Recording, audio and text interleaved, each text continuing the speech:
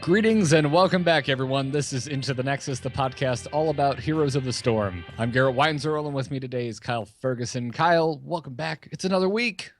It's not just another week. We got Greymane. We are now all caught up to BlizzCon. We are. And it's a mystery moving on. We're in the dark. Who knows what could happen? I'm wearing a Malthael shirt today, so I'm going to hope for that in the future. But we talked about a Diablo wizard. You know, yeah, that'd be cool. Wouldn't be surprised to see that. Some sort of burst assassin would be nice to fill out that. But Greymane is out. He released better than Lunara. I don't know if that's saying too much, but he seems that's not saying much. No. That's not saying much at all, Kyle. It's like saying he released better than Cho'Gall. No, that's not saying much either. So there hasn't been a particularly fantastic track record with new heroes as of late. Now, hang on. There is a hate for Cho'Gall, which is unfounded. It's an extremely cool hero, impossible to do in any sort of other arena. I mean, their abilities mesh together. They complement each other. League of Legends can't even figure out how to make an item that doesn't break certain heroes. The fact that this is all working out in some sort of fashion is pretty darn amazing. And I have come across many, many people who've gotten their friends in this game on the back of Cho'Gall, just love Cho'Gall in general, got their roommates, anyone else they can into MOBAs. So as a longtime fan of MOBAs, I couldn't be more happy hearing people talk about them. Granted, not much is up in World of Warcraft. Diablo's gets his patch, this week, but we're still waiting for tomorrow. So there's a lot of people in other games coming over to Heroes right now. It is the best time ever to be part of a MOBA. Okay. Because I would counter with I think Cho'Gall is awesome and super clever and very unique. But I don't think that now was the right time. Okay, fair enough. That should be a fun character to maybe get people into a game that has already been pre-established. Yeah, I would like to throw the word stable into the mix. Maybe a game that's more stable, more, I don't know, seasoned. Before we get that level of wacky.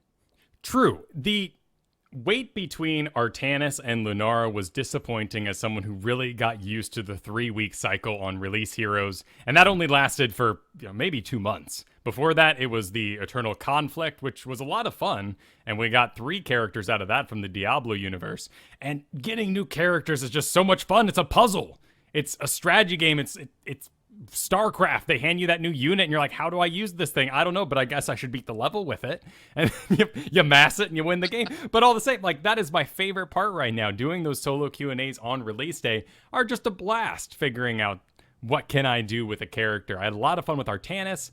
Lunara, sadly, wasn't very well accepted in the community, so fun to play, but I still feel a little bad, kind of like taking Tassadar into quick match. I know I'm going to be the only support, and that puts us at a deficit. In the most part, picking Lunara can put our team at a deficit. If nothing else, a deficit of cheeriness. Camaraderie, perhaps. You run the risk of losing the morale game before the game even starts. Exactly. Which we've talked about many times, especially on the subject of you, Kyle, because you love Gaslow, you love Abathur, you love these heroes that when people see their icon appear in the hero draft, they go, no, what are you doing? Why are you doing that?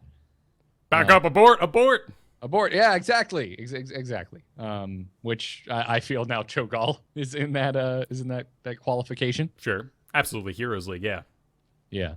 And Lunara is definitely there. It sounds like Lunara will be getting some changes relatively soon. More about that in a bit. But yeah, I like I said, like Cho'Gall a lot. And I was cautiously optimistic. And now that looking back on it, because I feel like he's been out long enough to actually kind of look at his release and see how it all kind of went. I just don't feel like it panned out all that well, given everything else that happened around Heroes at the same time. Sure. Not the sort of steadfast decision-making we needed going into an extended period for the holidays of 2 months. Yes. Yes, exactly. More about that later as well. But before we jump into the news, which we're going to do very soon, want to let our patrons know when the next patron hangout is going to be. So if you're a patron of Into the Nexus over at patreon.com/ITN, if you are supporting us, you'll be able to call in and join this special episode. It will be happening Wednesday, January 27th at 3 p.m. Eastern Time. So come on by. We'll be doing it live on twitch.tv/amovetv. I'll be making a post very soon on the Patreon page to remind everyone again, and also give the information on how you call in. We use Skype. Look forward to talking to you guys. Now, Kyle, let's dive into this week's news. Run, boys! Ha-ha! Let's liven up this place! Put me to the stage. Click the play button, and let's get started. And to remind everyone, we have a subreddit. Go to itncast.reddit.com to talk about the stories we're discussing today, or throw in some stories you'd like to hear us discuss. Kyle, obviously the big news this week is it's Greymane. He's out. He is here. He is the Lord of the Worgen. And yeah, get in there, guys. Now, Kyle, I'm going to throw to you, and your goal here is, well, also not only to just educate our listeners on this new hero, but sell me on him, because this is the first new hero I haven't purchased in the last long line of heroes releasing, because I felt I was burned by Lunara. Did you buy Lunara? I did. I bought her day one, and I have played maybe 5 games with her. Oh, well, that's no good. Like her, and I was happy with her. If you go back to the first episode on when she released, I was very optimistic. Because I just thought she was, her movement was so unique. But now I just can't stand it, man. I can't stand moving around like that. I want a stutter step, which, again, sounds like it might be being fixed.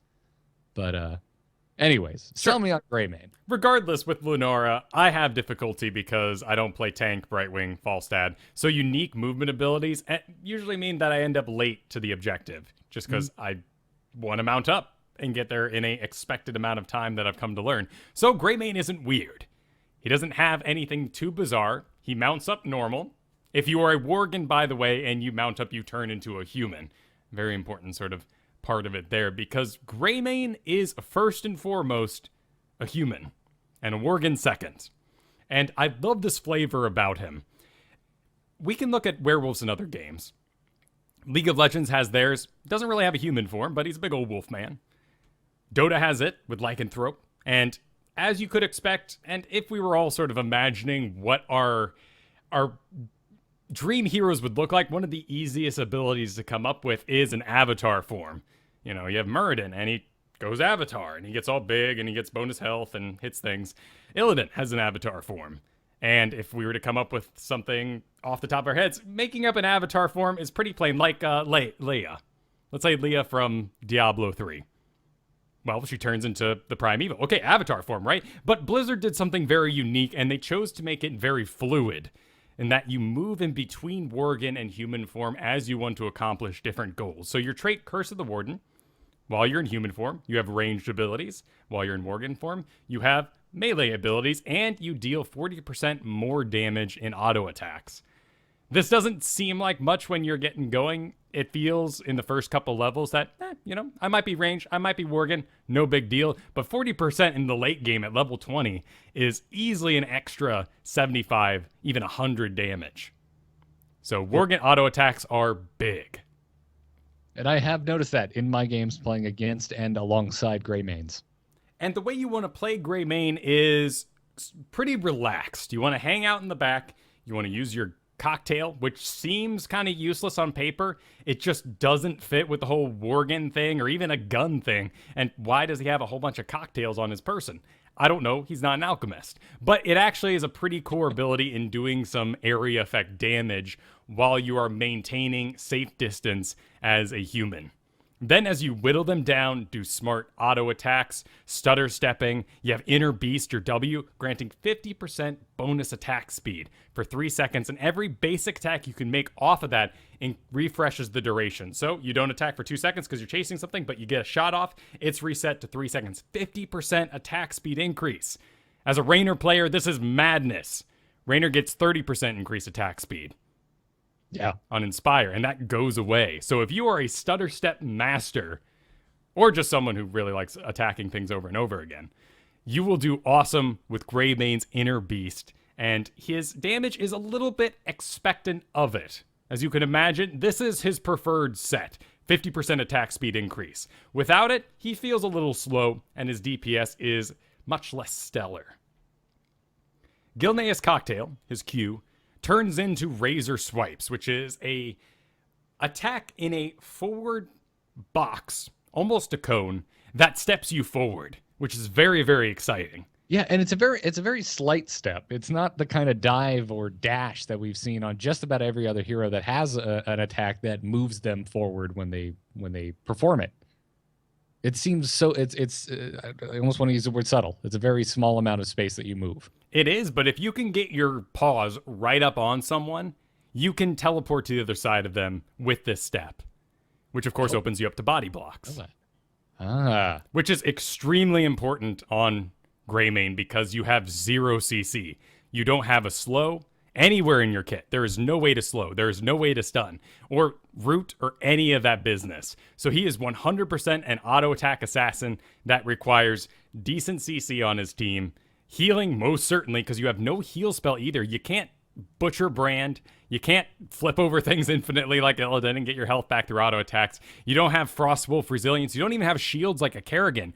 If you are out on the field, you are up to your own devices and what your teammate can provide for you. That also means you do need a tank, because there's no way for you to self-tank, even with all 4 of your friends taking care of you. Unless maybe they're 4 supports, which let's try that sometime, because that'd be a lot of fun. I'm in. Count me in, man. I'm not playing Tassadar though. Fine, that's fine. Well, I don't know the shields. I don't know. They could. Yeah, oh no, you're right. You're right. Also, force walling in someone so that Worgen form Greymane can really go to town. And that's what's so important about Razor Swipes is you don't have any abilities that are going to lock them down. So the fact that it takes you forward allows you to maintain your auto attacks. Now your E, Dark Flight. This is a ranged ability that throws you into combat as a Worgen. You leap at the target, doing some damage. Very, very cheap spell. Which is just good, right? Because that's Yeah. if that is the single most defining attribute of this hero. That being a human is extremely expensive. Inner Beast is going to cost you a ton. That's a 50% attack increase. Gilneas Cocktail, your area effect, is going to cost you a ton. But if you attack as a Worgen, is an extremely mana effective thing to do. It's just stupid dangerous. Yeah. Well, that's why you can use the same ability again once you're Worgen. Although after us, the one thing I was the most surprised about was it's a significant cooldown between being able to use your E to change into a Worgen and use it again to disengage and turn back into a human. And it's 6 seconds, which on paper doesn't sound like too much, but we've also all experienced a 2-second stun in a game like this and gone, oh my god, this thing lasts forever. So, yeah, it feels like a lifetime on Greymane, because he is vulnerable, extremely vulnerable in Worgen form. So like if you dive in and you misjudge and all of a sudden, a couple more heroes come out of the bushes and you're like, I shouldn't be here right now. You have to wait a full 6 seconds to get a nice little roll to escape. Otherwise, you're just left walking. And this is where being mostly human really comes into play, because if you dark flight in and roar as a wolf, bark, bark, and wail on them, and then you want to disengage by doing this roll back, one thing about the disengage is that you do a sort of cartwheel, and then he sticks the landing, which is bad. Because you go a decent distance, but you stop moving once again, and characters in this game have acceleration. So if you ever stop moving, you then need to take that extra half a second to regain your full movement speed. So if disengage doesn't put you in a place that's already safe, you probably won't get out of there. I've seen many Greymanes die this week in this fashion. Yes, but also that means you can use disengage to do your little somersault along with the character and maintain your auto attacks as you chase them at range now. So very cool combo-based kind of guy, but it's overall too fluid to actually sort of work out a combo like we did on last show in the strategy section, because there's 1,000 what ifs, and the main what ifs are, is the enemy low enough for you to actually get the kill with Dark Flight? Then you can use it. Keep fighting, because if you try to run away, you're not going to make it. Wait for that disengage, and then you can roll away. Yep. What do you think of his heroics? I think they are... I'm maybe baiting you slightly based off of an offline conversation we had earlier. Perhaps go for the throat. Let's start with that one. Nothing wrong with there. All right. Shapeshift into a Worgen, leaving at the hero, slashing them 3 times and dealing heavy damage. If this kills the target, go for the throat, resets with a 10-second timer that you can use it on someone else. Awesome. So if the whole enemy team is picture perfect, almost dead, you could wipe out 2 of them. And with your level 20 heroic, you could wipe out all of them. How cool is that? Very easy to use. You're going to jump exactly what you want to do. And there's a tooltip involved that puts a little symbol over their head if you could actually kill them with this ability.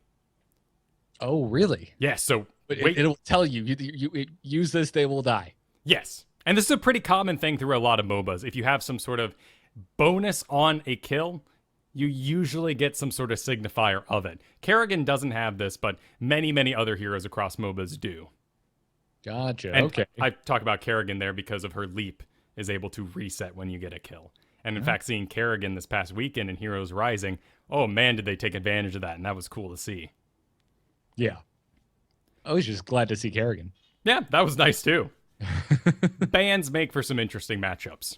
They do, although apparently not that interesting over the course of an entire tournament. Yeah, we'll get to that too. Yep. Marked for the Kill. This is the one that I've really focused in on because it is a harder to do ability, but super duper awesome. You fire a slow-moving shot. It is rather slow-moving in a very straight line with almost no sort of leeway and area effect. You need to hit your target with this thing. But if you do, they're vulnerable for 5 seconds. Vulnerable meaning 25% increased damage against them.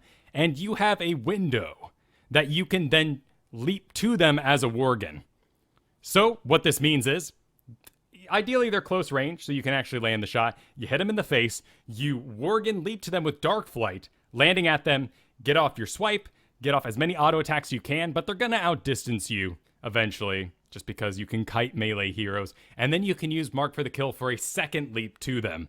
By that time, disengage is ready, you can roll along with them and get the kill. It's a very cool combo you can perform on the back of Mark for the Kill.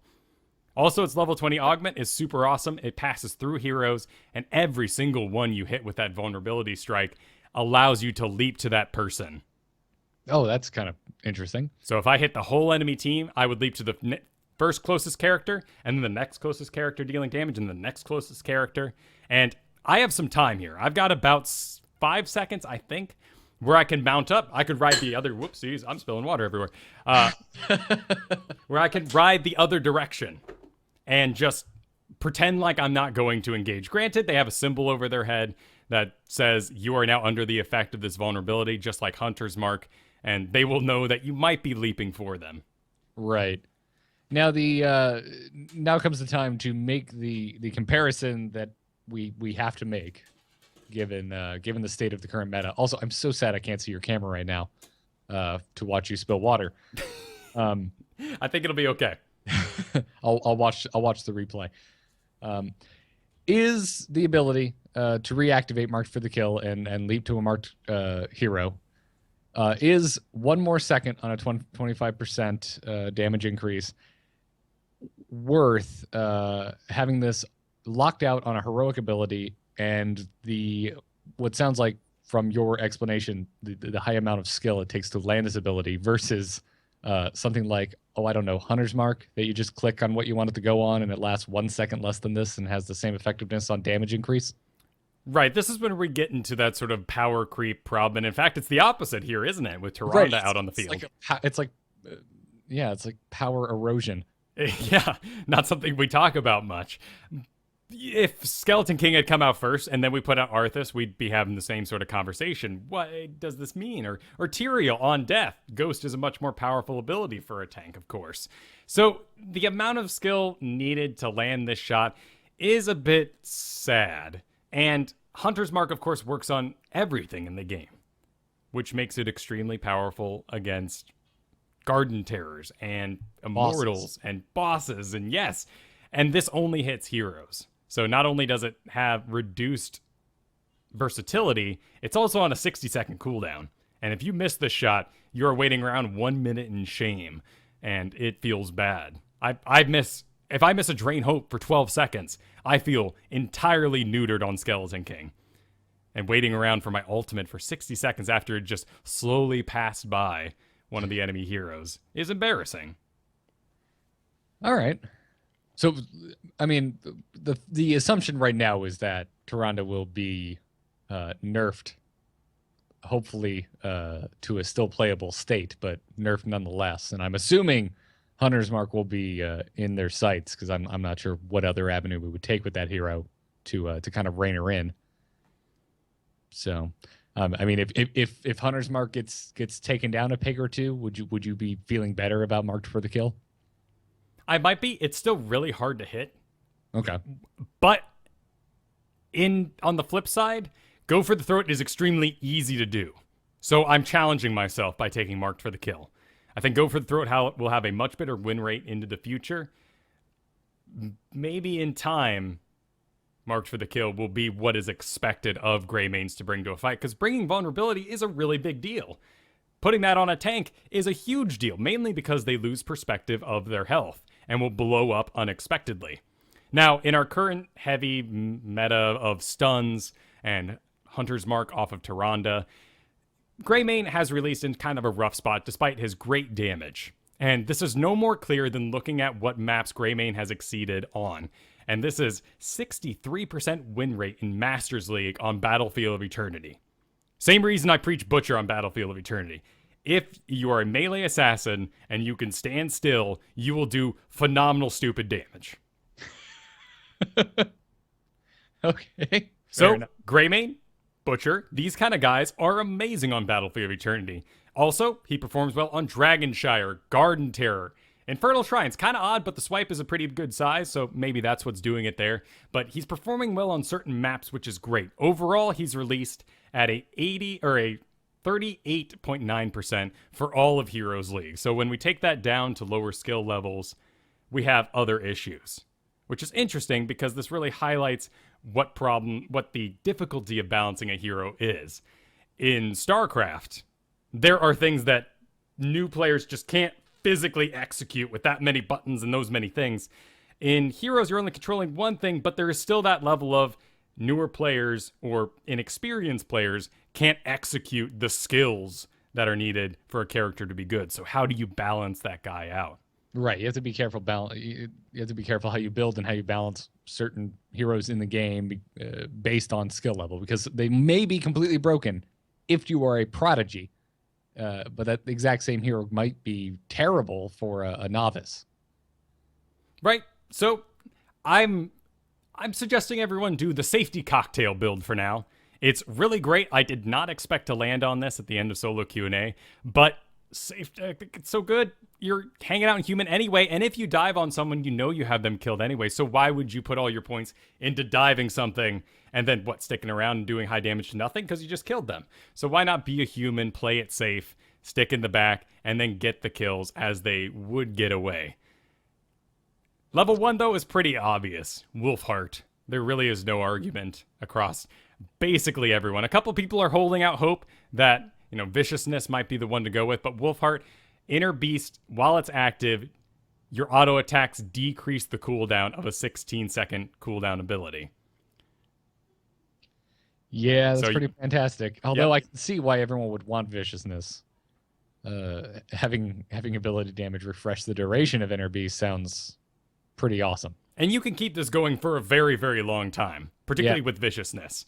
And you're using your swipes to continue to advance. If you hit guys, you're getting those refresh. But when the lane dies or the enemy team runs away, it'll come off cooldown and you'll be sitting there with reduced attack speed of 50% for 12 or 16 seconds, which hurts a lot. Whereas Wolfheart, if you've been stutter stepping and you get about 18 attacks in, oddly enough, there seems to be maybe a bug in there or some sort of tooltip missing, but it's actually -3 of your attacks. So with a 16-second cooldown, you need to perform 19 attacks in order to have an instant cast ready for you. Huh. Okay. Interested to see if did you test that deeply? Oh yes. Okay. All right. I'm just asking. Thoroughly investigated, and because I thought I was in the wrong here. We'll keep an eye on the bug fixes. The Wolfheart bug fixes, but it is really the auto pick right now. He has some great talent and diversity, a human build. If you have the support, the tank, and the CC on your team, absolutely go full Worgen. It's going to be incredible damage. There's no reason not to. Alpha Killer is a 3% giant killer while you're in Worgen form. That's going to wreck people. Yes. That's nuts. It is. I love Unfettered Assault. That increases the range of your razor swipe so you can push through characters even further and get those body blocks off that you need to complete attacks. There's so many wonderful talents throughout here, but much better in the early weeks to just play safe. I like your sanity, sir. Well, shall we move on to the patch changes? Yep, that's about it for Greymane. You know, if you fell in love with him, let's all be sane. Keep it out of Heroes League. I haven't played any Heroes League, of course, since his release because I know people are going to want to take him in there. And I want to do the same thing. It's in the back of my mind constantly. I'm playing this quick match. I'm having a good time, but I could have a better time if I was playing with good players and people who were tanking and supporting for me. But no, I stopped myself. You'd have a better time if your composition made sense. Right, that'd be even better. And my friends on my team understood what I was accomplishing instead of just leaping in randomly, and they have no idea because they haven't bought the hero. They don't understand what I'm up to, and they're not able to support my decisions. Yep, I agree. I've been learning how to fight alongside a Greymane all week. I still don't feel like I have even kind of a remote handle on it. And if he's in human form, you just kind of treat him like a short-range Rainer, or maybe even a Vala. But once he's in Worgen form, you then make that mental switch, and he is now that Thrall, and he needs support. Right. Oh, had a rough Thrall game today. I've been going back to him. He's fun. Yeah, he is. He is. And as you know, I got really into him like in the first few weeks after his release, which is hilarious. It's funny to think about heroes without Thrall at this point. But there was a time without him when he was new. But I haven't touched him since, so I've been going back this week. And most of my games have been good. But, oh, man. Whew, when you get into that quick match and there's no tank and there's no support and the rest of your damage-dealing brethren are kind of just doing their own thing, doesn't feel good to be Thrall. No, and then remove the root ability, remove a long-range ping, and then remove Frostwolf Resilience, and you got yourself Greymane. Oh, I know. Situation. I know. I had a Greymane on that team in that situation. He died a lot. They do. I think I hit a world record perhaps last night, making it 14 minutes without dying once. Wow. That's impressive. It's Safety Town, man. It's nothing but Gilnea's cocktails and stutter-stepping ranged attacks. Nice. Well, let's talk about the patch. It won't take long. Winter Veil is over. Cho'Gall Buddy Brawl is on its way out, and you can now buy Cho'Gall in the in-game shot using real money or gold. And they fixed a bug issue where Leoric was unable to walk through enemy gates while in Undying form. Yep. Seems like a good patch that we really needed. Well, Undying form we've known about for a long time, so that's good. It's nice to have the events over. I look forward to future events. I think Winter Veil was a great event, a great success. It wasn't as rewarding as something like the Eternal Conflict because we weren't just giving gold every day. But the Stim Pack was really nice. I got a couple skins on sale. Cho'Gall encouraged new players to get in this game, who then realized that Cho'Gall was bad, stopped playing Cho'Gall with their friends, and now play this game for realsies, which is awesome. Yes. So the system worked. For you, it sounds like all of my friends who started with Cho'Gall now don't play anymore. Fair enough. But it's anecdotal. I was happy to have them for the short time that they were visiting. And I kind of wish that Cho'Gall gave you a code. If I bought Cho'Gall with gold, I could send a code to a friend or something. It seems a bit odd that, all right, now you go spend your 10,000 gold. Wait, what? No, I don't want to. Well, and then I'll spend my 10,000 gold. And well, the character's more expensive than any other right now. Yeah, I guess that's a good point. Of course, then like you and your buddy, it's like, well, I don't want to spend my gold. You spend your gold and give me the access to it. Like, no, you spend it and give me. There's an argument for both sides, but I get you there. Right, that's the whole problem I'm having with drafts in my head right now. Is yes, we all want it. We want more interesting matchups, but who bans? Who bans? Who decides? Oh, I don't know. In Dota, we have captain's mode, which you can say, I want to be the captain for, check a little box, just like, queuing up for an instance in World of Warcraft. You can become captain, or you have the highest MMR in your group, and you become captain that way. And you decide the bans there. And of course, your friends are yelling at you, but what if that guy doesn't listen? What if he hates Abathur for some awful reason? Abathur, haunted him in his dreams the previous night. Are you throwing me under the bus, sir? No, I'm not. It's honestly, not even in a joking way. I'm just saying that I'm concerned about what that system's going to look like. We've all been blindly screaming for bans, and what's going to happen and what's it's going to look like when it gets here. It's a very good point. I like the idea of giving the player with the highest MMR the right to the ban, but that would also mean we would need visible MMR rankings. But I would also like that. And we would also like an MMR we can trust for that system. Because if you have a Smurf account and you have a higher MMR than me and you get to decide the bans, well, that doesn't sit well with me. Right. Well, that in there would mean that there's an issue with the system. Right. And you couldn't do it off of games played because I've seen my fair share of Master Skins players, this game has been out for a while, who do not rep that thing very well. Right. You could have logged just an obscene amount of games in, like, I don't know, not the alpha, but the beta when they, after the wipe, and just stopped playing until today. Or you're an AI warrior and you just made the switch today to quick match, but you look damn good. That too. Right. Now, I think maybe checkbox captain and then randomly someone gets to be captain. Hooray. And I would definitely love MMR brought in to the mix in some way, shape, or form. Anyways, let's talk about some new matchmaking rules that apparently just went live this week. This came to us from Spirian, who posted on the official forums yesterday, detailing a change to party sizes in quick match matchmaking. He said that starting today, we've greatly reduced the possibility that you'll be matched against a party that has 3 or more members than the largest party on your own team. He went on to give some examples, basically saying that solo players cannot be matched against 4 or 5 player parties. Duo players cannot be matched against 5 player parties, and 3 player parties can match against any party size. And then he also went on to clarify that there was some confusion about how parties of 3 can match against full parties. And he said that this rule is based on largest party size on each team. So it is possible that a 2-player and 3-player party will be matched against a full party. However, as mentioned above, the matchmaker still prioritizes match quality so that the system will do its best to ensure your game is the best match available at the time. Right. So 2 plus 3 can still happen versus 5, but it shouldn't, and they'll aim not to have that happen. Right. So the one example he gave of duo players can't be matched against 5 parties is not entirely true, but it's the goal of the system. Right. It wants to make 2-3, 2-3 versus each other. Right. Now, if you're going in with 4, nice job, trolls. You broke the system. They don't have any rules for that. You get a solo player. Yeah. Stefan Hacks in the chat room says he got a 5 versus 3 and a 1 and a 1 today. Is that better? I don't know. I think that sounds pretty good.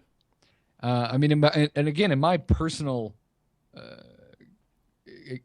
experience, quick match. It seems like it's been notably better. Yeah. I really don't have too much of an issue with quick match at the moment, other than it's still just the land of absurdity. Sure. Like the compositions just don't make sense, and I feel like I'm not learning much from playing it. But well, that's yes. You need to acknowledge the situation and pretend that it's real. And then you'll learn something. And that's hard to do. Because you have to be constantly imagining, in a sense. Yeah, because to me, I just end up being like, yeah, man, if I had to go like a weird self-healing build for Raynor, I'm amazing. But the actual meta pick for a team that makes sense with a tank and a healer, I have no experience with because I've been playing nothing but 5-stack assassin games. Exactly. So that you make that choice and embrace odd talents to make it work and have a good time in quick match, that's all well and good. But you're absolutely right. Yes, for 100% example practice of what you will experience in Heroes League, quick match is not a good place for that. It's a great place to learn. Go with an idea even if it's bad. That's quick match is a great place to go with that. It's a great place to learn to fight while behind, despite whatever comp you have. Yes, excellent. Yes. Also, just play against actual people, which behave wildly different from the AI. So I didn't mind it. I wasn't one of those that got vocal against solo queuers going up against a party of 5. In fact, in my experience, I found that my solo queuers all had a lot of camaraderie and fun against the 5. I did lose the majority of my matches, but there was always like that, yeah, let's show them. There's 5 guys having fun. We'll mess that up. I love that thought process. Look at these five buddies trying to have a good time. Let's ruin their night. Yeah, I'm tilting this Sylvanas hard, and I bet they're complaining about it in Skype. I like the picture you're painting. I like it a lot. Yeah, my quick match has definitely been improved since the first outing of matchmaking improvements. So, shall we talk about Heroes Rising? Let's do that. All right. Well, spoiler alert: the best named team in the history of anything, Bob Ross Fan Club, took the win over favorite Cloud9 in a 3-2 victory. It was a surprisingly close finals. Which is great. It'd be cool to see Cloud9 continue to be a goal for enemy teams to dominate. But for the health of the scene, it's good that we trade top players often so that the game continues to grow and we don't have this sort of cemented and undefeatable boredom that can happen in esports. Right. And come on. You can't tell me there wasn't a small part of you that was just loving watching Zuna on Bob Ross Fan Club play those games against Tempo Storm. It was interesting for drama's sake. Normally, you know me, I'm the first one to be like, I don't care about drama. I don't care. But that was so ridiculously blown up and out of, well, maybe not out of proportion. I don't know, but it just seemed absurd that we were getting as candid information about the inner workings of Tempo Storm as we were getting leading into the Heroes of the Storm World Championships last year. That I'm sorry, I couldn't. I got into it. I got into the drama, Kyle. I enjoyed it. I was like, oh man, I bet there's so much smack talk going on inside everyone's brain right now. Well, and Zoe was casting and he had really insider information. One of the more interesting things was that, Bob Ross Fan Club could pick Abathur and Cloud9 could not because of Fan. And that's a really cool strategy. And being able to know the inside workings of the team exchanges is super sweet. And to be honest, you can be a fan of the drama. This is fresh for Heroes of the Storm. It is. For Hearthstone, for StarCraft, drama's been around for a while. And it's dirty and it dominates the Reddit. We're frankly tired of it. Yes. That is without a doubt my single favorite thing about Heroes of the Storm, the Heroes of the Storm Reddit, is that the majority of the discussion happening over there, even when it is negative, is at the very least, it's about the game. Yeah. And it's not about some random jackass pro gamer, right? Which I really appreciate, because I want to, when I go to a subreddit or a discussion forum or anything like that, I want to talk about the game. I don't want to talk about who angered who and got kicked off a team and or who accidentally exposed themselves on stream last night. Is that something that happened, or are you making a reference to Destiny? I'm going way back for Destiny there. Okay, all right, great. I was like, did that happen again, or are we both... I can say with all confidence that I haven't followed Destiny in a long, long time. Yeah. Same here. It was one of the most wonderful things about stopping doing a show about StarCraft. Anyways, shots fired. Let's get back into Heroes Rising. Overall, how do you think the event went down? As a viewer at home, I thought it was pretty stellar.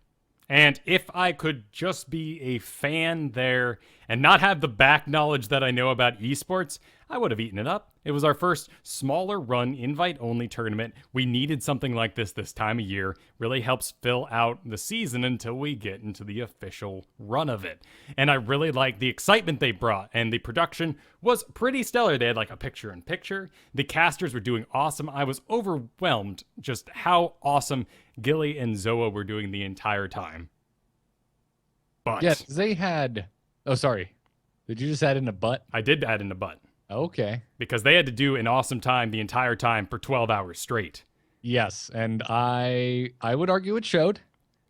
It did. And not to come down on them at all. I think they really needed another set of casters.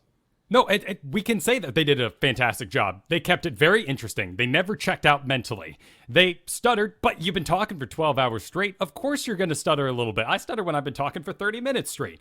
So, at some point, you run out of analogies to make about these hilarious heroes from different Blizzard properties, especially when you're seeing basically the same 10 heroes picked game after game. Well, and as a theater major, I'm overwhelmed that they didn't go hoarse. They performed proper breathing. They spoke correctly. I mean, we've had tasteless, we've had all sorts of casters just go dead, and they're like sipping hot coffee, and they're like, oh god, if I can just make it through another 2 hours, and they never faltered, which is an amazing speak to their skill as orators. Nice. High accolade. So that was cool.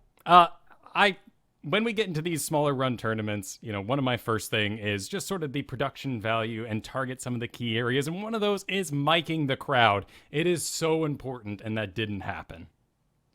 Agreed. I thought it was awkward, especially when people would make reference to the crowd, like, let me hear you, and you couldn't hear anything. No, or you'd hear the one guy go, woo, and he was probably just belting it. Yeah, the loudest guy in the audience, but sadly, you could only hear that person. And, I'm not really a fan of those for nerds. It seems odd. I think the majority of us, that's not true. I could be wrong, but there's a lot of introverts among nerds. And when you say, I can't hear you, we just all go, oh. Yeah. I agree with the chairman. I thought the interviews themselves were a little on the awkward side as well. I think it was just the staging and the lighting and all that. But again, it was a first run. I think for a first run tournament, I think they did a damn good job. Yeah, no, absolutely. I'm so excited for everyone there. I'm excited for DJ Tyrant with his Stay Tight. Like, dude, if you're listening to this, congratulations, man. You made a meme. And I don't think you understand how important that is. I'm sure you're embarrassed, but don't be, because you made a meme, and when people think of someone interviewing, they're going to think of you.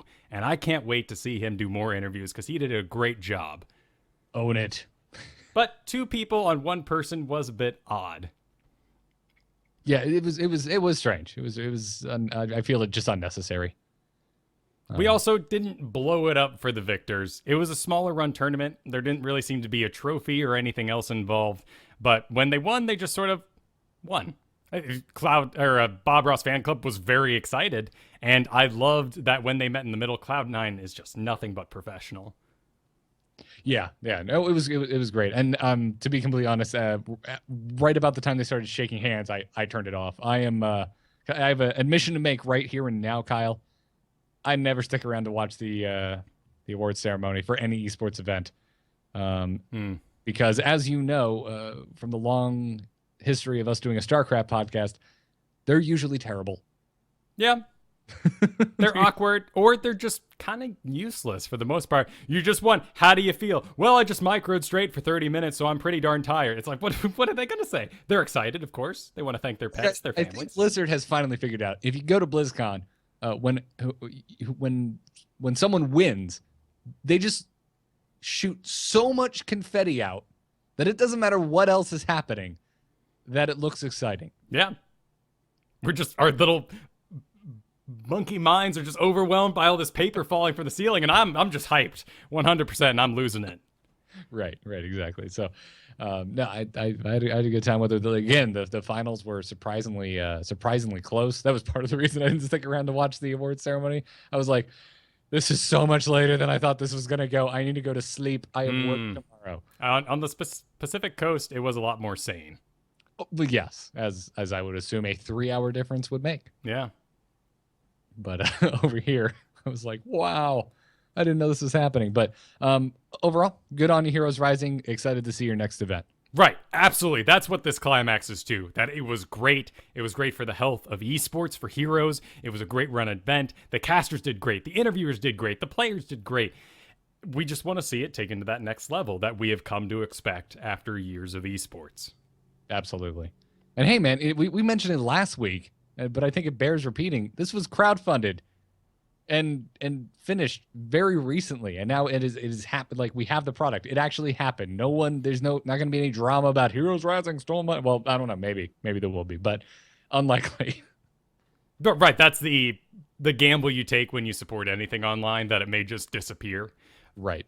But these guys had a stellar turnaround and completed their project in under 6 months, which is amazing. Yeah. So good on you guys. Let's shift real quick to the December leaderboards, which are up.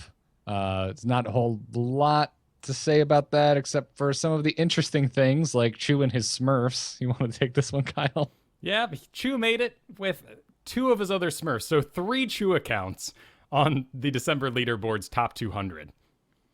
Yeah, that's interesting. Well, yeah, apply yourself, but 150 Heroes League games when a lot of other pro players are saying, no, Heroes League is awful, I'm done, Blizzard, and writing big old letters. Chew said, here's my letter to the community, but also I did it 3 times, guys. So yeah, that's why I was very anxious to read his letter. Yeah. Because you and I, we have very similar reactions. We see those kind of things go up, and we're just like, oh, gee, yeah, I don't care. But Chew is clearly loves the game, so I'm anxious to. Although I find it hilarious that three of the slots on the top 200 are the same guy. Yeah, there's also some people on this list, and let's not start witch hunts because those are dumb, but they are being accused and have been found performing a sort of exploit. They will go into Heroes League with extremely low MMR players. They're in their 4,000s.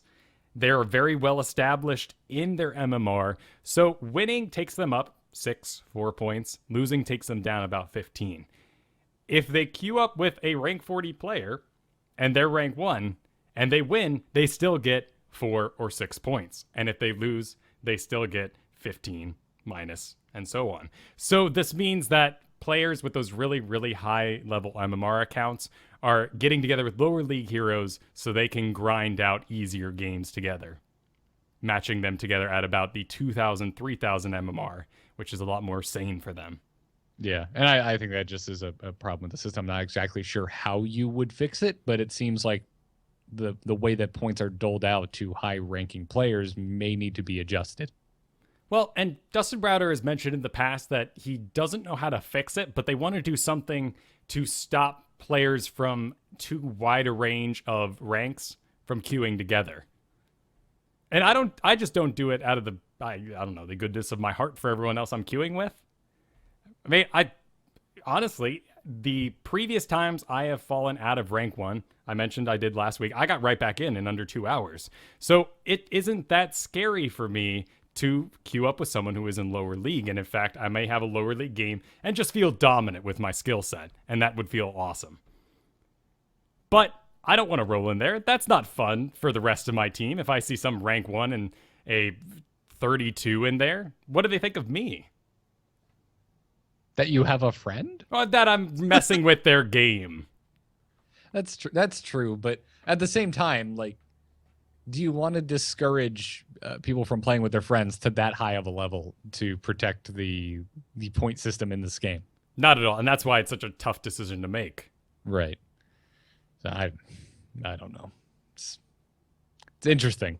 So it's like, could we, I don't know. Could you just have a separate MMR in your own account or something so you could like start playing Hero League with your buddy and have your other one just like for yourself when you're solo queuing? Exactly. That's what I want. It seems like a weird like bolt-on fix, but no, but that's what we have in StarCraft. Granted, it's 2v2, and then if you have 4, it's 4v4, that sort of thing. Right. It's already separated out, and then you also have 3 races, so like you can now finally have a separate MMR for Terran, for Zerg, and for Protoss in your 1v1. But it would still be interesting to have something like that for Heroes of the Storm. I just don't know how it would do. Like, would we end up? I guess one thing you could do is like have a 2-stack MMR that's separate from your solo queue MMR. Exactly.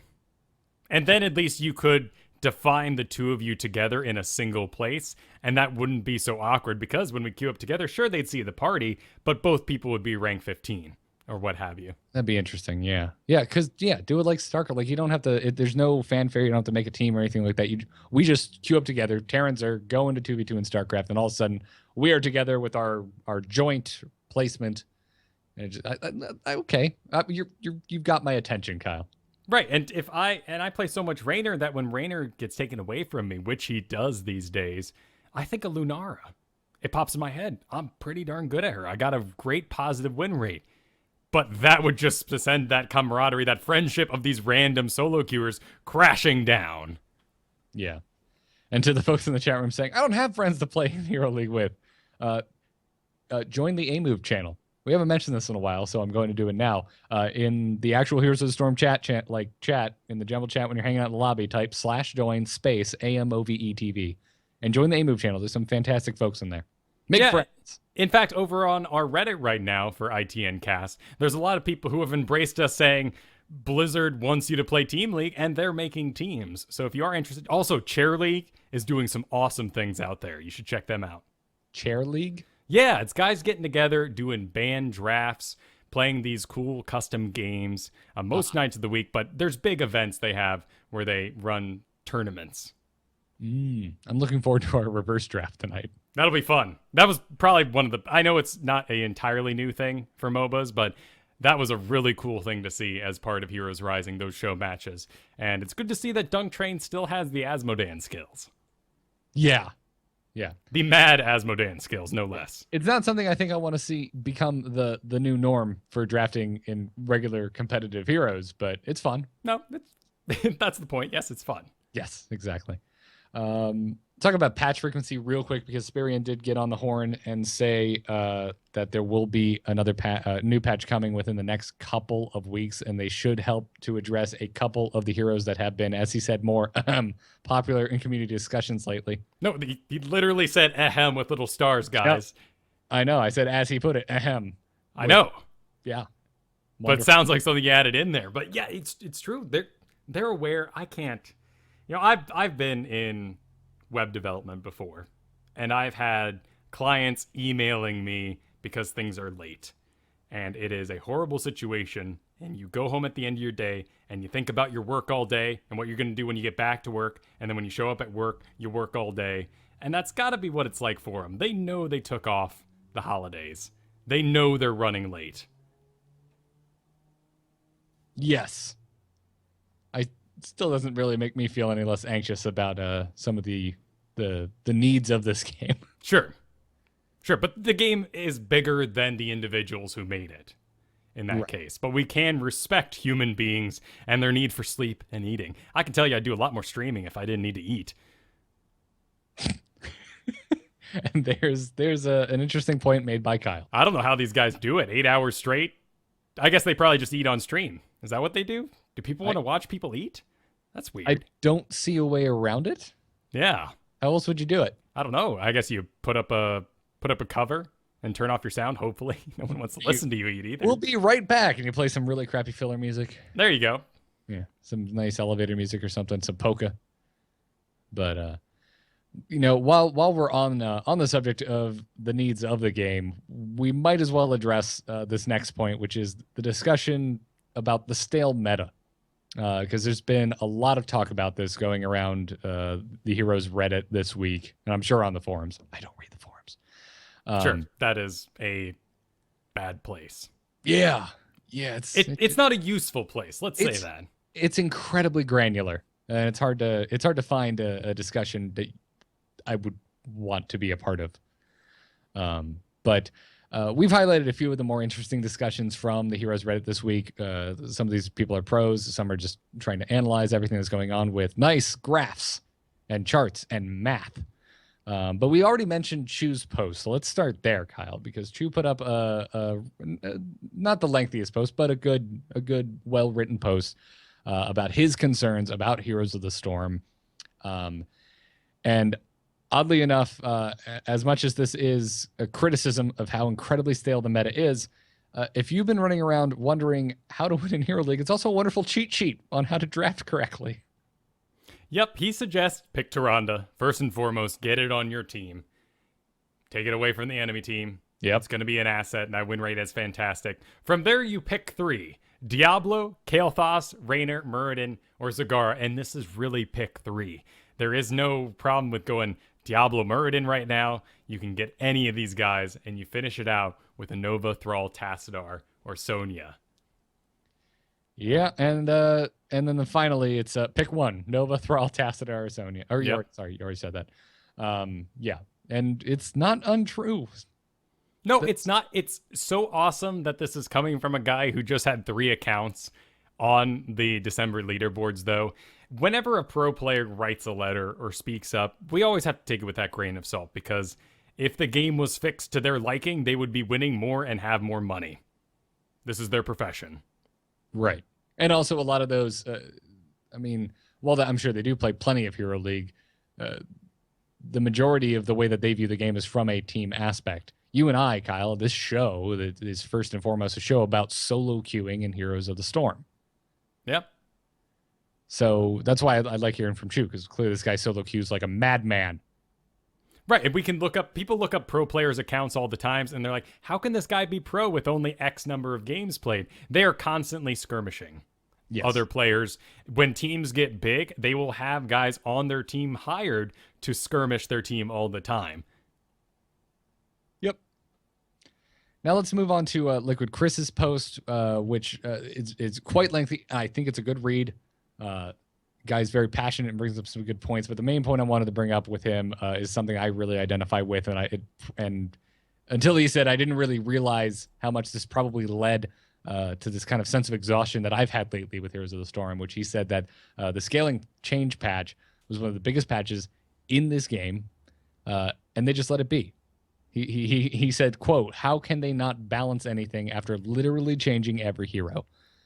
And that's a good point. I had not noticed that, and that was something you were defending just moments ago, Kyle, by saying, hey, these guys are probably more than aware of the fact that they put this patch out, and then it was like, peace out, it's Christmas, guys. Which is fine. And I'm not saying don't go on vacation. That is not what I'm advocating for here at all.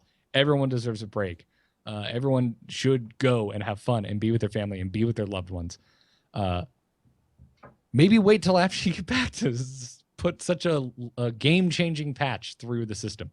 Perhaps with 2 months, we're going to solidify our perceptions anyway. So there was going to be a holiday meta without Blizzard's interruption of it. And, you know, I know I'm being a little old-fashioned here with this thought, but I remember buying video games, and if it was bad, it was a lemon, and you just wasted money. But Blizzard's going to update their games. There's plenty of games on Steam right now that you can go look at and purchase for yourself that won't be supported or ever updated again.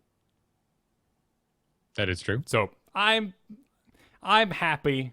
You know, I'm sad that we got to this moment, and it's really the meta visualized post by Ghost Dunk that sort of told me or helped inform why we have the situation we do, because it's all well and good to point it out, but this particular post, check it out in our show notes. It really helps break down through graphs and through text why we have this meta at the moment. And it really comes down to the nerfs before the scaling changes on characters like Zeratul, Leoric, Nazebo, Johanna, which I don't think is in a bad spot at all. But no, I think she's fine. I mean, she's not a god like she used to be, but that's okay. The problem is we have new gods. Right, and our gods are people like Murid and Diablo because they're quick moving and they can get off ganks inside of tower range.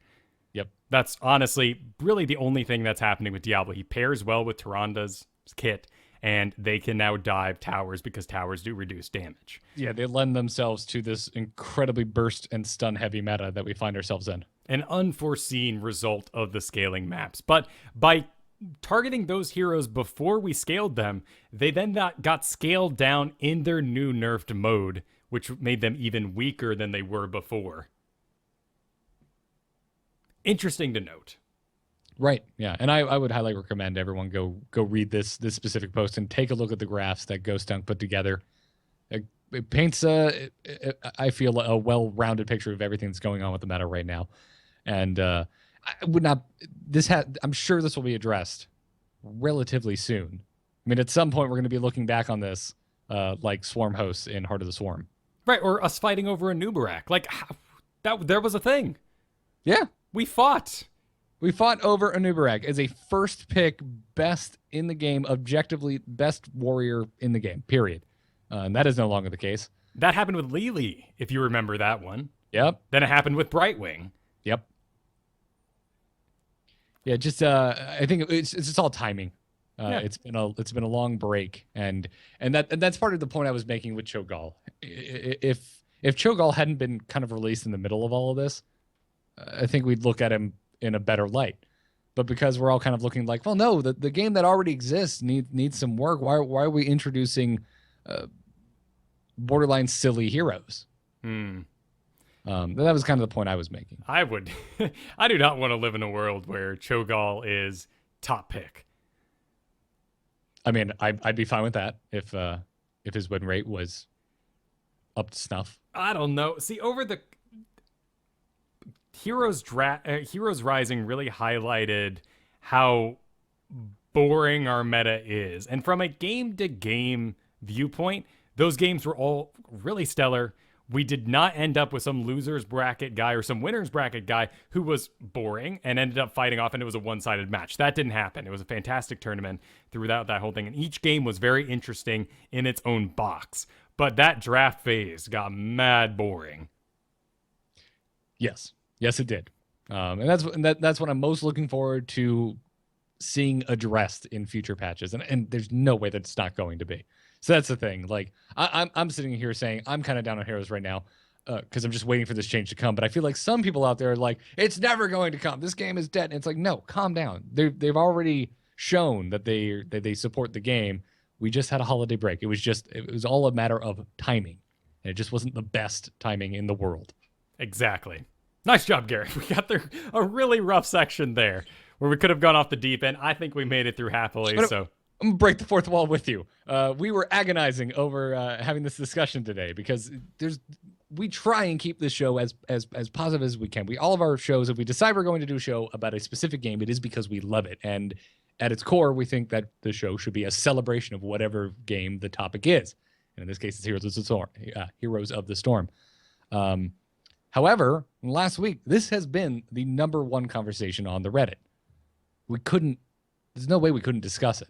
Right. So. Despite previous shows, it'd be a disservice to not have this conversation. So onward and upward now. Exactly. Now, let's have some fun, if for no other reason than just to play our Dustin Browder tweets little mini bumper. Right. I could be wrong.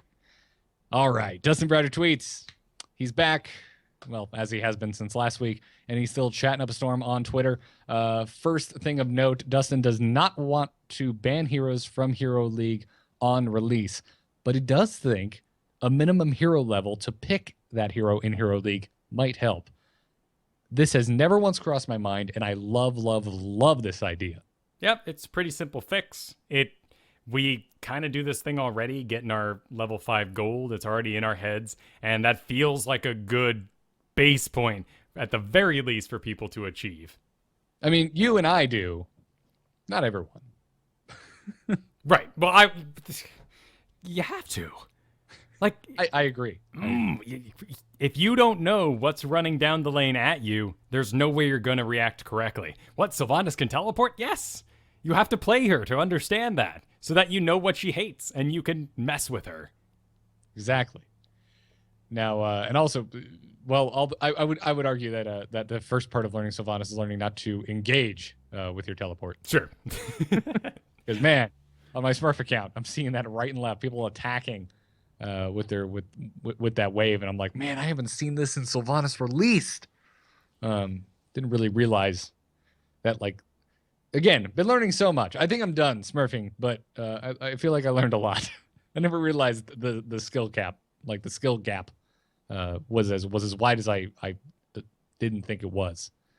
So, anyway, moving on with Dustin Breyer's tweets, he said that if Haunted Mines were to return, it would need to be reworked. However, they are not working on it now, so it's not looking like Haunted Mines is going to be added back to the rotation anytime soon. So this is great. They've been saying Haunted Mines has been removed. They just kept repeating it over and over again. And in a pledge of transparency, Dustin Browder gave us the statement that it will not return in its current state, and it is nowhere in the horizon. Yeah. And what Kyle means is he literally said, quote, "We'll try to be more transparent," in response to someone who said that they're being kind of vague about their feedback on the subject of Haunted Mines. And I agree. More transparency, please. Right. I want reach at some point. You need to go from Team 1 community outreach, which I would believe is currently at about a Super Saiyan level 1. But you need to reach that Team 5 level, which is at Super Saiyan 3. Fair enough. So I'll roll with it. Anyways, the team is also considering diminishing returns on stuns, almost as if to plant a seed of nothing but complete joy in Kyle Ferguson's brain. Really? Oh, no. Really? Oh, I thought you hate the stun meta. I do think it's boring. I think proper positioning will always win out over stuns, and you made a mistake by stepping there into the Tyrande stun by being too far forward, and she noticed you, and stun-heavy teams can be countered. For me, it comes down to just my experience, though. So let's take that a step back, because that has never existed in Warcraft 3 Dota or Dota 2. If 5 people on one team have a 2-second stun, let it be. And you messed up by not acknowledging it, not drafting against it. You didn't draft enough Unstoppables in Heroes of the Storm terms. Well, in that case, I think we just need more heroes. Sure, I don't want to see diminishing returns because that is an extra rule, and new players as well as myself won't understand why things are happening because I have to keep a mental ticker in my head how many times I've been stunned over the last 10 seconds, so I know that incoming stun number 3 isn't as powerful as the previous 2. That's odd. Or on the flip side of that, especially in a solo queue environment where you cannot talk to your teammates, you have to think about, is it worth using my stun? Are my other 2 buddies who have stuns just going to bum rush in and just all the stuns out, and mine might as well not have been cast? And I do think people are a little too resilient of changing their habits. And oh boy, did I just say the human condition. But Tyrael was the old counter to Nova. Guess what I've been playing this past week? Tyrael in Quick Match. And it has been a blast. Nova pops out, you charge her, you mess her up, you have a good time. But no one's willing to accept that. We all want to still be picking the same 8 or so heroes. And that's wrong, and we need to make adjustments. One of those adjustments you can do at home is realize defensive abilities are actually offensive abilities in disguise. Blink is the most obvious one. Sure, you could get in a fight and blink out and survive. But hey, what if you use that blink aggressively, got in forward, got the kill, and now your whole team is together with you and you win a fight 5v4? What about if you use Ice Block? You overstep your tank as Jaina. Scary thought, right? But you're level 13 Jaina. You then have your finger hovered over that one button, and you see a Tyrande stun coming in on you. Boom, you hit one button. Ice Block. The stun is dodged. You have now completely negated a stun on the enemy team. You come out of the Ice Block, and you continue to fight. That's the way we need to be thinking about the current meta. Not just accepting it and being like, oh, there's nothing I could do. Because there's 100 things you could have done. It's a real-time game. Otakar in the chat room is calling you out, saying that there are hidden rules already. He said, where does it say anywhere that acceleration is a thing? He just recently learned that. True. That's true. And something like Thrall, he has to physically turn around to fire a shot. So if you are running away and an enemy team is right on your buns, you probably shouldn't hit that wolf behind you because your character will have to turn around, stop moving for a second, and then you will have acceleration as you get going again. I would also argue though that you can't. That's not really the same though, because that's that's part of the game systems. There's a lot of things within the systems of how the game functions that are hidden. Like any missile speed, there are a lot of missile attacks in this game, and a lot of them have different rates of travel, and that's just on purpose obscured because it's not incredibly useful information for you. After playing a few games with the hero, you'll understand how fast their attacks move, and that's the same thing with acceleration. Whereas a stun is something that you hover over with a tooltip, and it tells you it does X, and if it does not do X, that is a problem. What's the priest mind control that takes control of a minion just for a turn? Oh man, you're talking about Hearthstone. I can't remember. All right, well, chat can help me out here, but that says nothing. It doesn't give haste or a charge or anything like that. You're just expected.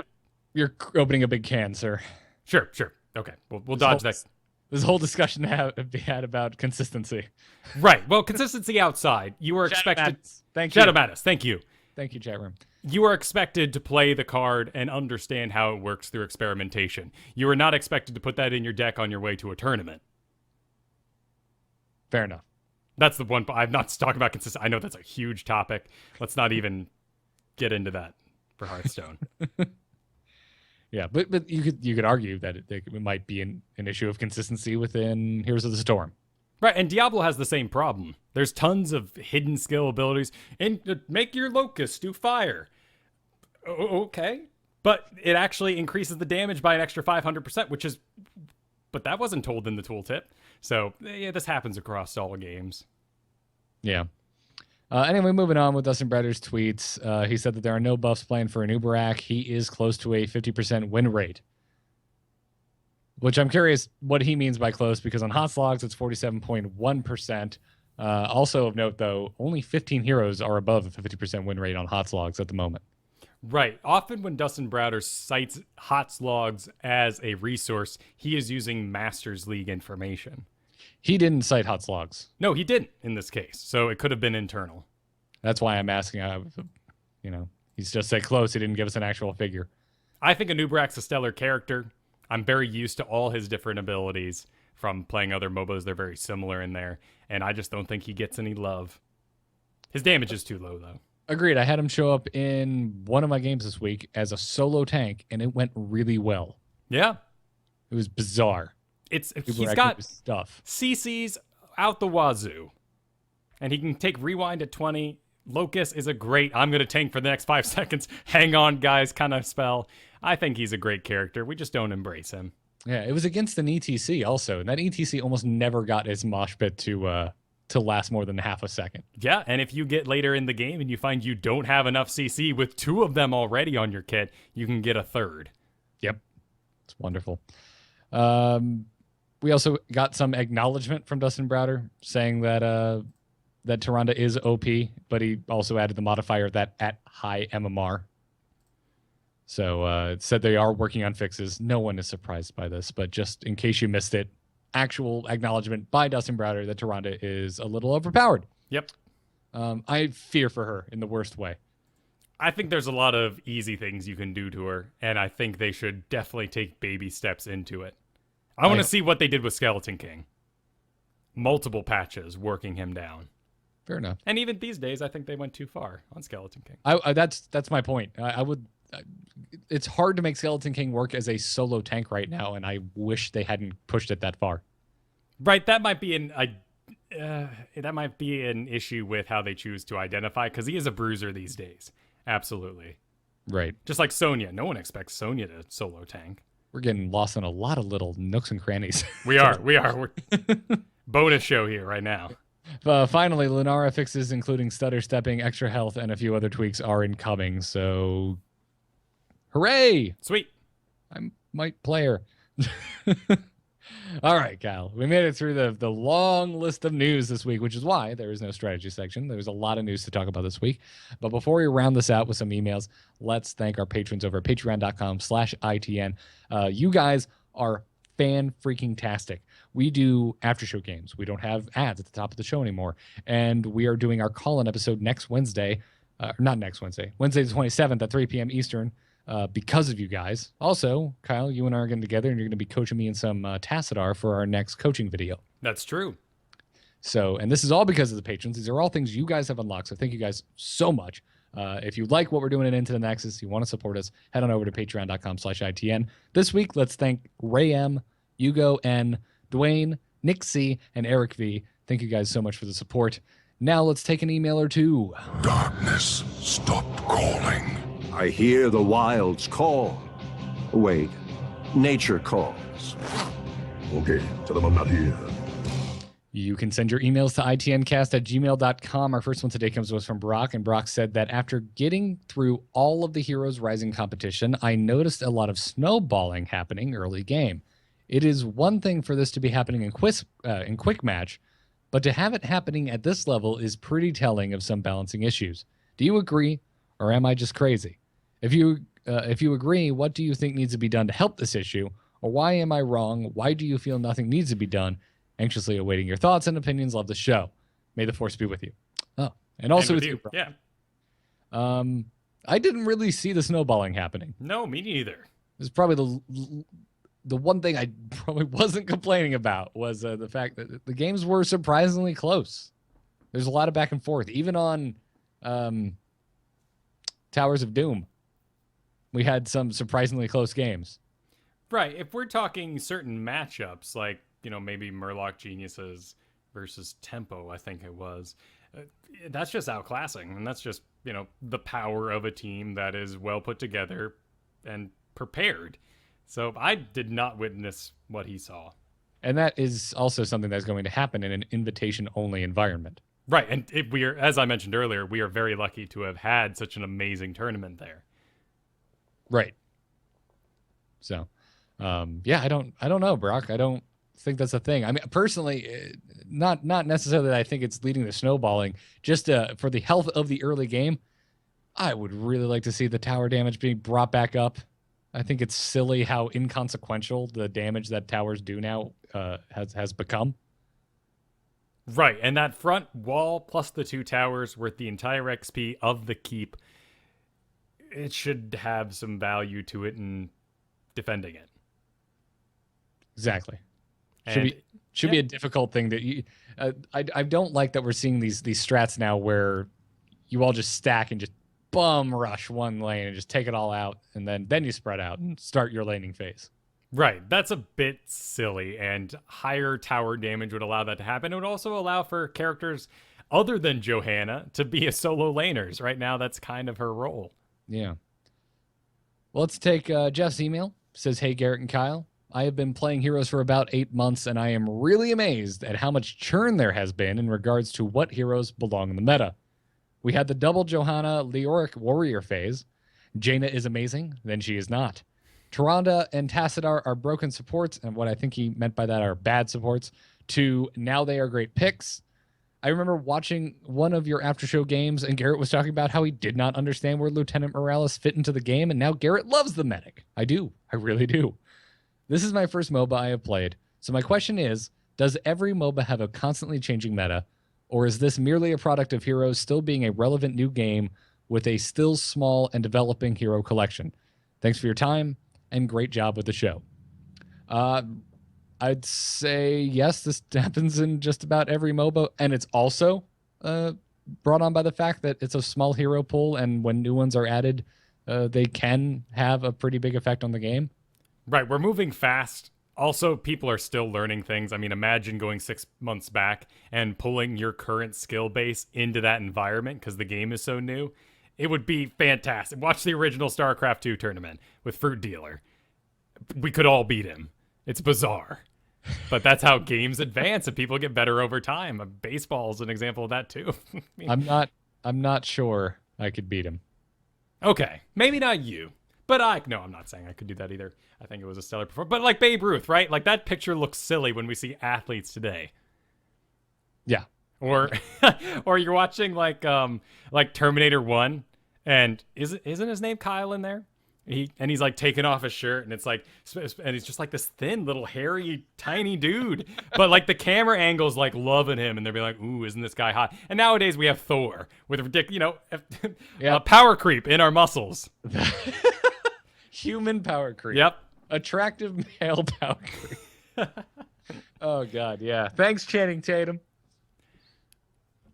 So, and this doesn't happen in other MOBAs as frequently. They do have power shifts. New heroes will be added occasionally, maybe 2 a year at this point. Patches will come up months apart. So Heroes is moving at a much faster rate than those other MOBAs do. Yeah, I love that Jeff sent this in this week.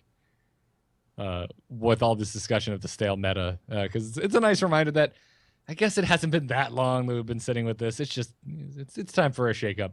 Yeah, no, people in the lower leagues aren't experiencing these things. They can pick whatever they want. They are not seeing 58% win rate Tyrandos. They are seeing bad Tyrandos who are no different than any other character. Yeah, no, I definitely hear from multiple buddies of mine. It's like, I don't get it, man. I don't see how Tyrande wins games. And then I bring them into my game and I mark a target and I say, see that? Just attack that target. Oh, wow, they died fast. Yeah, imagine that for a whole game. Game after game. Tyrande's really good, guys. If you haven't gathered anything from 3 weeks of shows here. Yeah, Tyrande's amazing. You should just play Tyrande. Unless you see a guy named Garrett on your opposing team, don't play Tyrande. Give him the win. Yeah. You know he deserves it. Yeah, I'm a nice guy when I'm winning. Yeah. No comment, but too late already with... Yeah. Anywho, thank you guys for the emails. Again, send them to itncast@gmail.com. That's going to do it for this week's episode. Thanks again to our patrons over at patreon.com/ITN. Thank you guys who are leaving us 5-star reviews on iTunes. We really appreciate those. So if you listen to us on iTunes and you have not left a review, drop us one. We'd really appreciate it. This week, thank you to Zaku Nick, who said, I listen at work. Don't tell my boss. We won't. Yeah. I don't know your boss. It's our secret. It is. Also, thanks to Scorch Wings and thanks to Sparwa, who said, I have been listening to podcasts with Garrett and Kyle for so long that their voices are permanently in my head. Kyle now voices my conscience, and Garrett tells me when I want tacos. I tend to hear Garrett's voice a lot more than Kyle's. Wow. I like that. Yeah. I guess I haven't realized that I've talked about tacos a lot on the show, or maybe this is a reference to the Angry Nerd episode about my wedding, where I talked about how excited I was that we had a taco truck. But man, I love tacos. So this particular review made my damn week. So thank you, Spara. You had me rolling. Back when we did shows on Mondays, those were marred by burrito burps. Oh, you're right. Oh man, Moe's Monday. It's all about Moe's Monday. Got to go get your burrito, your chips, your salsa, and your drink. Yeah, welcome to Mo. It's just a sound these days. Yeah. Lately, I've been cheating on Moe's with Chipotle. Oh no. Yeah, sorry, their chicken is just so much higher quality. Really, it's hard to actually all three of their meat choices. Their pork is much better. Their steak is much better. Their peppers and onions are leagues beyond what Moe's has. But I still enjoy Moe's. Sure, Their chips and salsa are way better at Moe's. I've been living in Washington for it's coming up on 2 years soon, and I have not been to Taco Time. I don't know if it's a good time, but it's popular. I feel like I need to go. I don't know what that is. Yeah. But I'm assuming it's a good taco place that everyone goes crazy about, like a In-N-Out burger or something. Yeah, or Whataburger, depending on your region. A lot of burger we had in New Mexico. Yeah. Yeah, we just have Five Guys here, which I really like Five Guys. I actually, and I know it's sin to say, I think I prefer Five Guys over In-N-Out. I like them both a lot, but I love having the option of getting mayonnaise and hot sauce on my burger. You were seduced by the free peanuts, weren't you? No. I'm not big on having to crack my damn peanuts. I don't like that. To be fair, peanuts are poisonous to every other animal on Earth, so I think you're okay with that opinion. I like peanuts. I just like the ones just like the dirty, I don't know. I don't like the feel of okay, this has gone too far. They're dusty. But yes, we've gone too far. I don't like dusty nuts. If you take one thing away from this show, let that be it. Let it be. So, thanks Vote that. guys. Also, Five Guys Cajun fries. The bomb. Oh, sure. All right, that's going to do it for the show. Into the Nexus is produced by amove.tv and our Patreon producers, Declan H. and Cheesy Bob. Thank you, guys. Check out amove.tv for all the other shows. We will be back next Thursday at 8 p.m. Eastern on twitch.tv/amovetv for our next episode. We're also on alphageekradio.com.